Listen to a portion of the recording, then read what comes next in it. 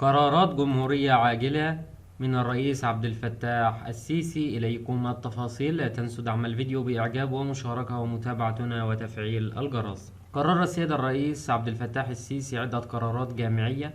أولا، تعيين الدكتور رامي غالي نائبا لرئيس جامعة عين شمس لشؤون التعليم والطلاب.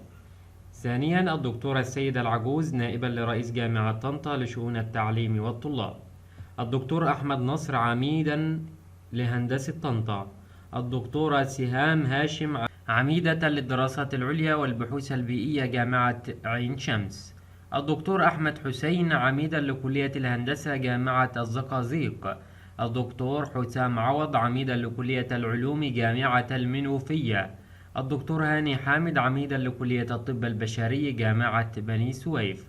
الدكتور محمد مخلوف عميدا للحاسبات والمعلومات جامعة قناة السويس.